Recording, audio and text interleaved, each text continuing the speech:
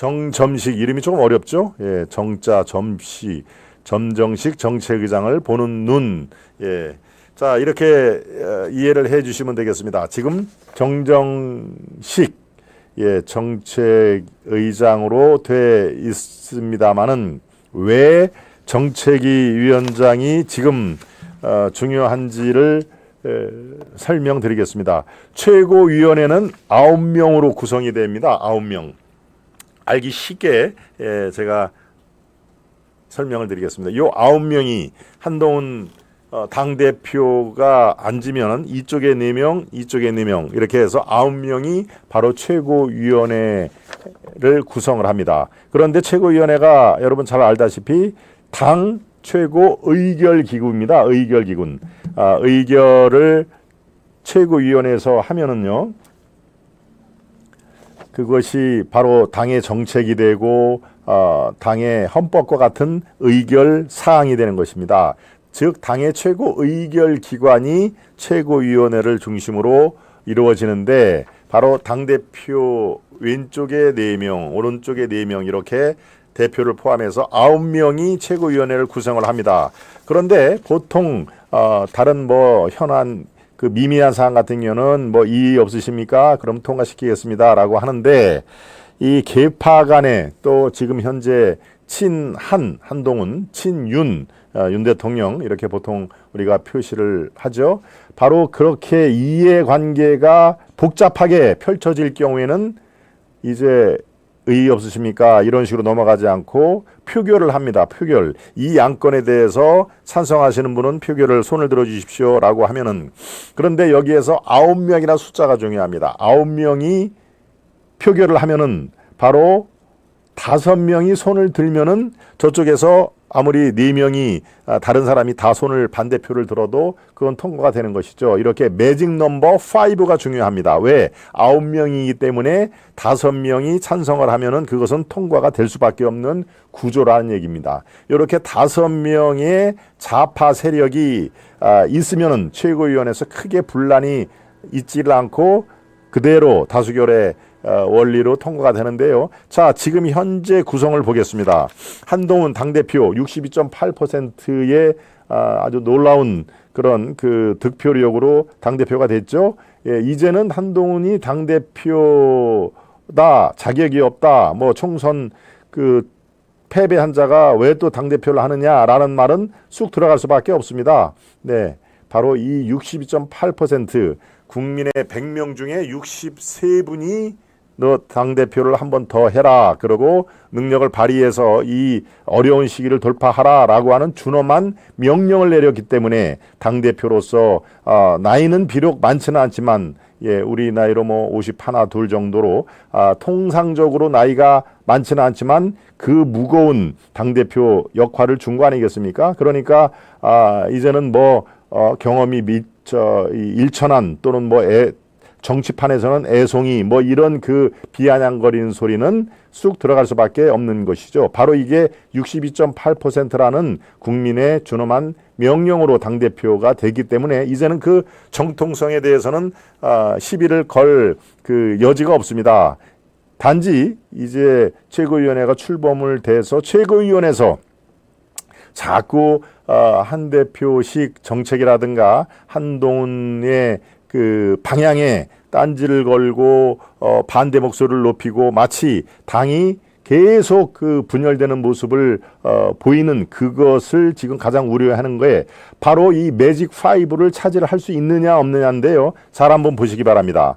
한동훈 본인 당연히 이 중심 인물이죠. 그리고 이른바 친한이라고 하는 한동훈 세력의 지금 현재 최고위원회 장동혁 최고위원 가장 그 득표를 많이 했죠. 그리고 청년 최고위원으로 당선된 진종호 사격 선수였죠. 네, 저도 같이 식사를 해보고 이렇게 얘기를 나눠보니까 재미있더군요. 사격 얘기도 한참 또 아주 신이 나서 하는 모습도 있고요. 여기에다가 지명직 최고위원을 한 사람을 지명을 할 수 있습니다. 이거는 뭐 당원 당규에 나오는 얘기니까요. 당대표로 선출된 사람이 최고위원 한 명을 지명할 수 있다. 그러니까 이거는 당연히 친한동훈 인사가 들어갈 수밖에 없는 것이죠. 자, 이제 문제의 본질이 나옵니다. 여기에 당연직 최고위원회의에 참석할 수 있는 사람이 두 사람이 있습니다. 한 사람이 바로 원내대표입니다. 원내대표 추경호 지금 현재 원내대표가 당연직 최고위원으로 들어올 수 있고요. 또 한 자리가 바로 이 문제의 정책위원장입니다. 정책의장이 당연직으로 최고위원회에 들어올 수 있기 때문에 이 문제가 자꾸 언론에 정정식이라는 이름 또 정책위장이라는 타이틀이 계속 거론이 되는 것입니다. 바로 여기에 한동훈, 장동혁, 진정호 또 지명직 최고위원 1명 이렇게 4명까지는 우군으로 확보가 됐는데 나머지 1명의 확실한 우군을 확보를 해야 그런 파열음을 미리 막을 수 있다라는 얘기가 됩니다. 바로 그래서 정책위원장 정점식을 친 한동훈을 지지를 하고 한동훈의 정책, 한동훈의 방향 이런 것들에 찬성을 하는 친한 인사로 교체를 해야 된다. 그래야 진정한 한동훈 체제가 일어선다. 바로 그런 얘기입니다.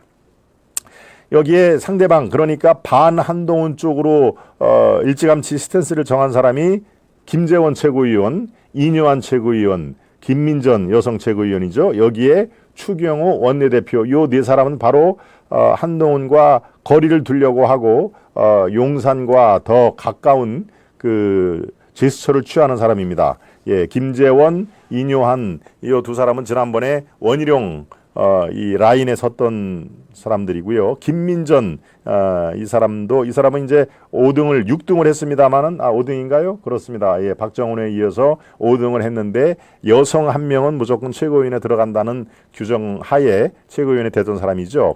그리고 추경호 이분은 대구의 달성의 지역구가 고향이기 때문에 당연히 TK의 그 본류로서 친용산 이 윤석열 쪽으로 쓸 수밖에 없는 그런 사람입니다. 자, 이렇기 때문에 4대 4의 지금 현재 팽팽한 규정에서 정책위장이 정정식에서 다른 사람으로 교체를 해야 된다라는 논란이 뜨거운 건데요. 여러분들은 어떻게 생각하십니까? 여러분들은 과연 이렇게 생각을 하시는지요? 그런데 바로 그렇습니다. 이 정책위장이라는 게 당 3역임에는 불명하는데요. 다 정무직입니다. 정무직. 이 정책위원장은요, 이 당원 당규를 제가 찾아봤습니다. 당대표가 원내대표와 협의해서 임명을 하고 의원총회에 추인을 받을 수 있다. 이렇게 되어 있습니다. 그러니까 이 당대표가 결국에는 임명을 하는 자리고요. 그렇기 때문에 세술은 새 부대에 담아야 된다. 당대표가 지금 비대위 체제에서 당대표가 새로 선임이 됐으니 이제 임명직, 선출직이 아니고 임명직 당직을 맡고 있는 분들은 스스로 재신임을 얻어야 된다. 다시 모두 사표를 내고 다시 당대표가 신임을 하면은 한 차례 더 할 수도 있는 거고 아니다. 나는 내 색채를 분명히 하겠다라고 하면 당연히 바꾸는 것이죠. 어디가 뭐가 잘 옳고 그런 문제는 아닙니다. 이거는 선택의 문제일 수밖에 없는데요. 저보고 말씀을 드리라면은 저는 한동훈 체제가 62.8%의 아주 엄중한 민심의 부름을 받고 새로운 당 체제가 들어선 만큼 제대로 한번 일을 해봐라라는 의미에서 재신임을 받아야 된다고 생각을 합니다. 즉 재신임을 받기 위해서는 사표를 제출을 하고 한동훈 대표가 나랑 같이 한 번 더 일합시다 라고 하면은 다시 가는 것이고 자기 색채와 이 맞질 않기 때문에 분명한 한동훈 정책을 신뢰하는 사람으로 해야 되겠다라고 하면은 교체가 되는 것이죠.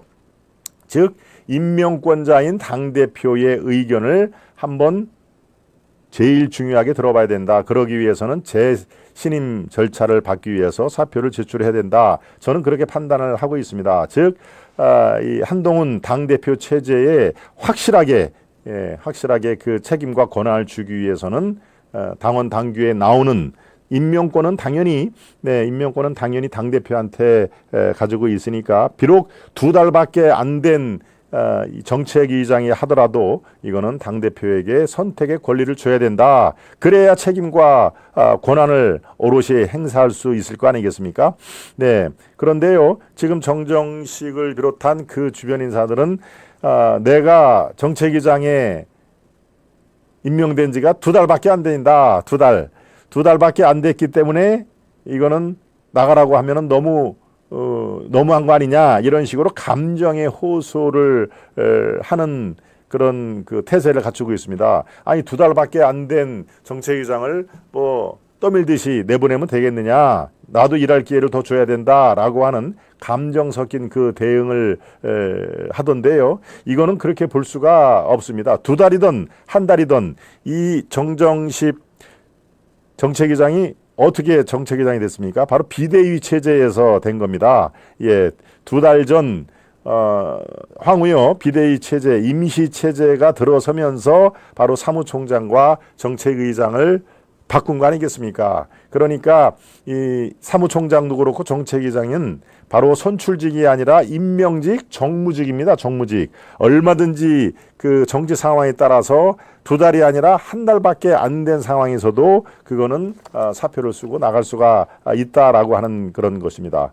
지금 당선된 5명의 최고위원처럼 네, 선거에 의해서 선출직으로 되면은 함부로 나가라 말아라 할 수가 없는 상태입니다. 그렇지만 사무총장 또 정책위장은 다 비대위원장 또는 당대표가 임명을 하는 그런 자리이기 때문에 이거는 새술은 새 부대에 담는 게 맞다라고 이 임명권을 당대표에게 다시 선택권을 줘야 된다 하는 게 저는 그렇게 판단을 합니다. 그래야 62.8% 그 어마어마한 지지를 했던 국민의 마음이 거기에 새로운 지도부에 오롯이 담겨 있을 것이다 라는 그런 생각을 제가 해봅니다. 여러분과 생각이 다를 수는 있겠습니다만 여러분은 어떻게 생각을 하시는지요? 예, 그래야 책임과 권한 이런 것들을 행사를 하고 당이 잘 되면은 잘된 그 박수를 받고 잘 못된 방향으로 가면 확실하게 책임을 또 우리가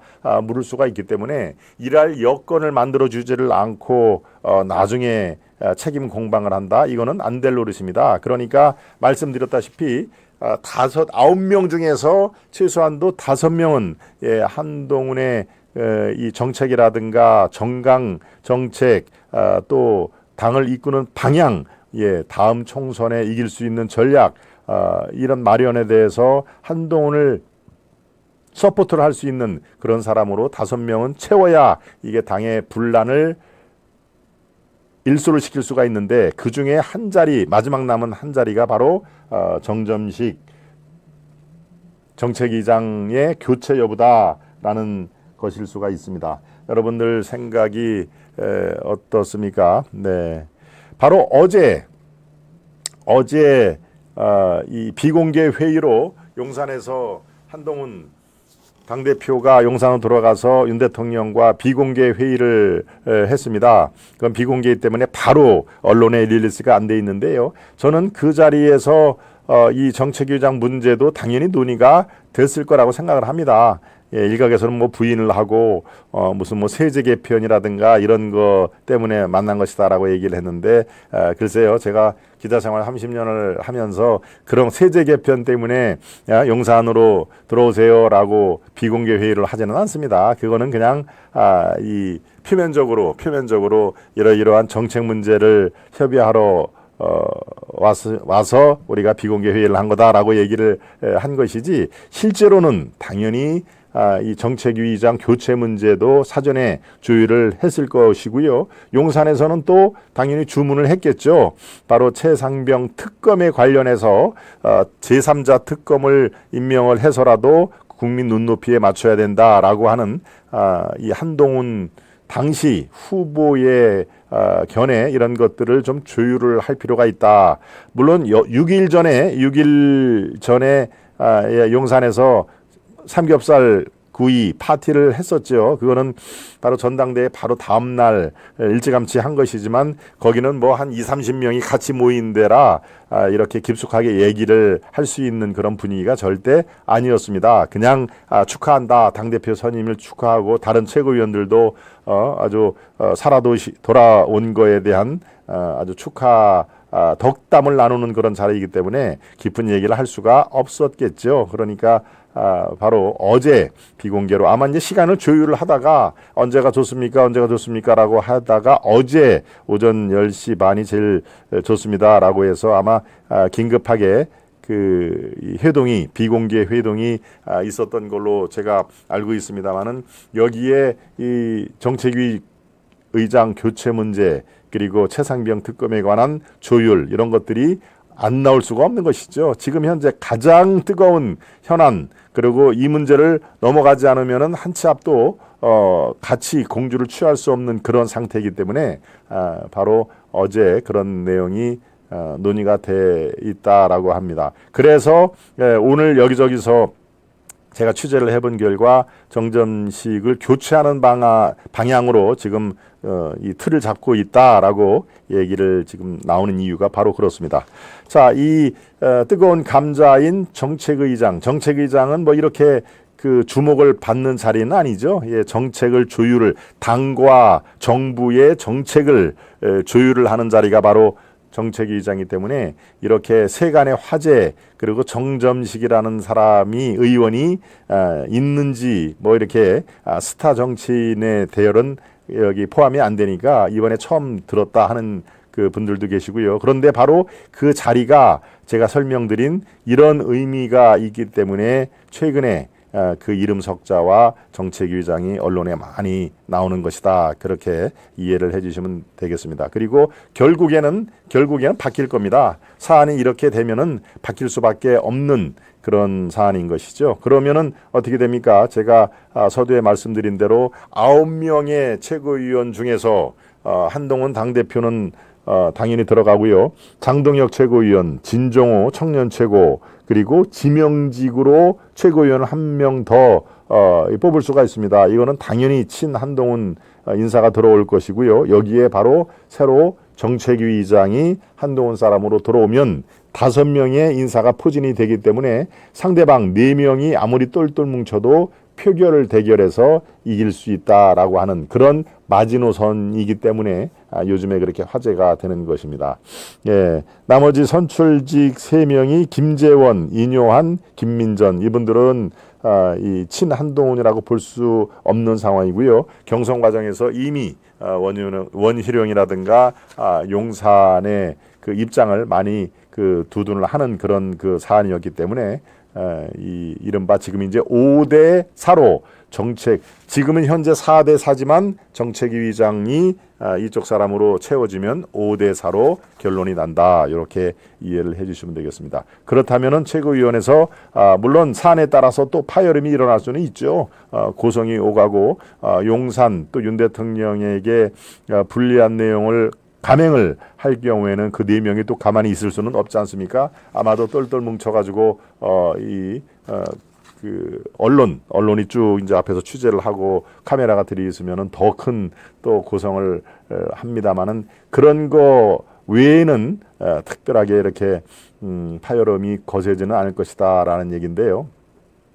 저는 그렇게 봅니다. 지금 많은 분들이 우려하는 대로 윤석열 대통령의 뜻에 반하는 그런 정책이라든가 반하는 당의 의사 결정을 이 한동훈 대표 쪽에서 할 거 아닌가 이미 결이 다르다라는 것을 선언을 하고 미래 정치를 위해서 차별화를 할 것이다라는 것이 이 경선 과정에서 여러 차례 뜻을 보였죠. 그렇기 때문에 당연히 용산의 뜻에 반하는 그런 행위를 많이 할 거 아닌가라고 우려를 하는데요. 저는 그렇게 보지는 않습니다. 그거는 이미 이제 경선 때 차별화를 위해서 그렇게 모션을 취한 것이죠. 막상 당대표가 되면은 그건 그야말로 한 배를 탄 거나 진배가 없습니다.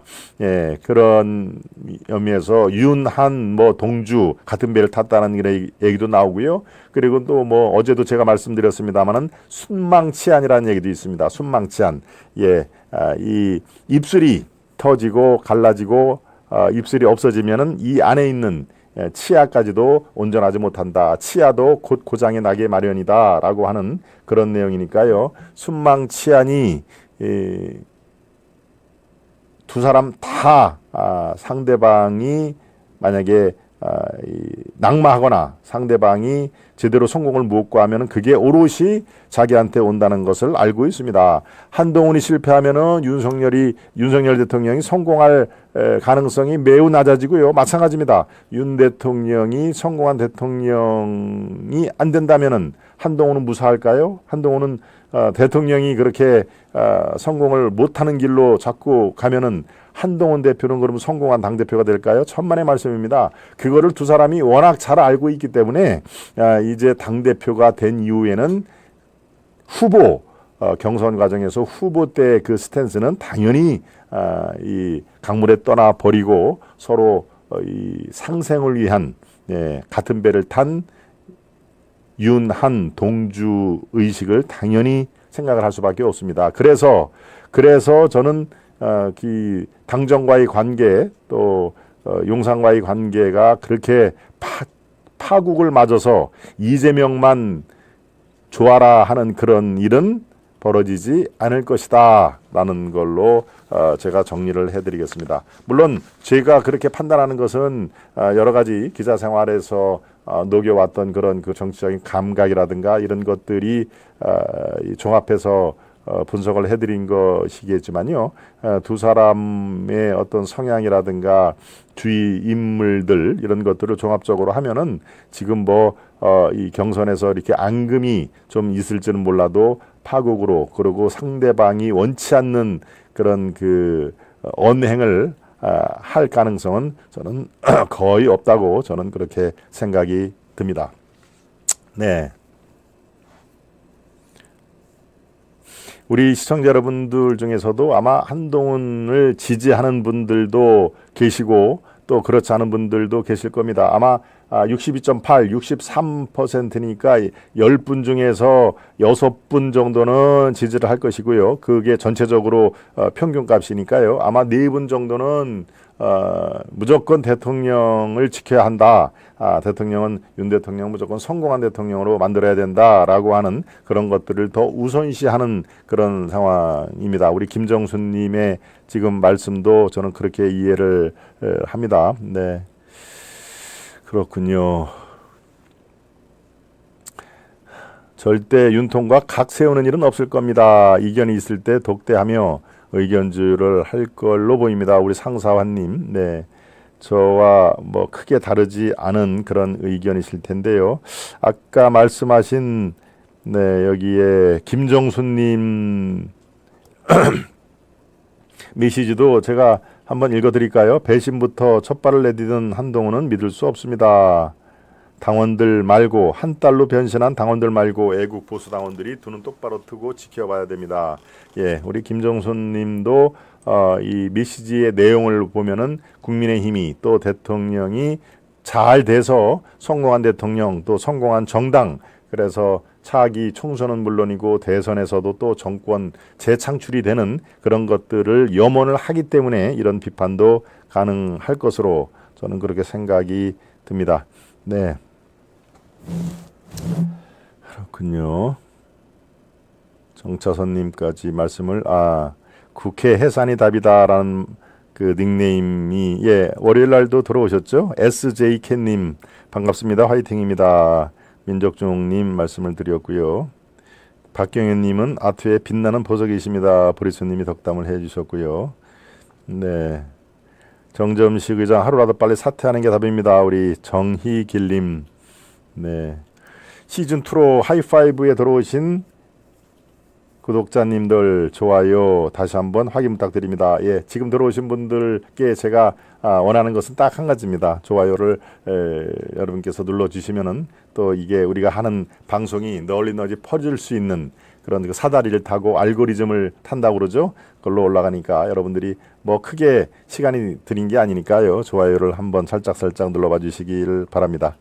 찐팬님들 속속이 들어오시는군요. 민족중우님. 네, 그렇습니다. 민족중우님 저도 잘 전에 방송에서도 아주 자주 이렇게 좋은 메시지를 보내주신 분이시죠. 네, 사태가 답입니다. 당원의 한 사람으로서 정점식 사태가 답입니다. 우리 정일김님 오늘 아주 활발한 의사 표현을 해주고 계십니다. 부산 사나이, 부산 갈매기님 들어오셨고요. 네, 김경옥님도 오셨군요. 한동훈과 이진숙 두 분이 나라를 살립니다. 김경옥님, 네, 그렇군요. 프랑스 아조스크님도 활발한 참여 감사드리고요. 성사환님, 임필수님도 오셨군요. 사퇴해야 합니다. 임필수님. 오랜만에 뵙습니다. 김박사, 소아나무님. 예, 소아나무님 들어오셨군요. 제가 잘 알고 있습니다. 예, 이 방송 이 8개월 만에 다시 진행을 한 것이지만 우리 소아나무님이 아주 활발한 그 참여 제가 잘 기억을 하고 있습니다. 은JJ님도 오셨군요. 네, 은JJ님 좌동은 배신자 싫다. 예, 그렇군요.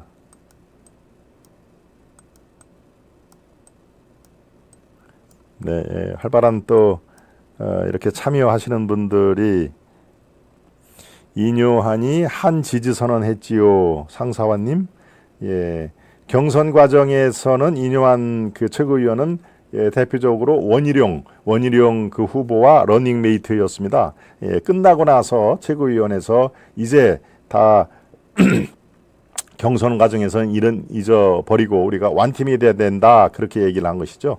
예, 그래서 아마 지지 선언을 했지요라고 말씀하셨는지, 네, 상사원님 의견 감사드립니다. 김지민님도 오셨군요. 예, 김지민님 어서 오세요. 그렇군요. 바로 오늘 최고위원회 9명 중에서 왜 유독 정점식 정책위원장의 거취 문제가 화제가 되는지 그것을 배경부터 또 앞으로의 이측까지 전해드렸습니다. 예, 저는 곧 머지않아 정정식 현재 정책위원장이 사퇴를 하고 새로운 인물로 정책위원장이 임명이 될 것으로 그렇게 봅니다. 그렇게 되면 이제 5대 4의 세력 분포로 한동훈 당대표를 지지하는 그런 그 숫자가 더 많기 때문에 크게 이 사안마다 이 갈등을 야기하는 그런 구조에서 탈피할 수 있다. 예, 이렇게 제가 정리를 해드리겠습니다.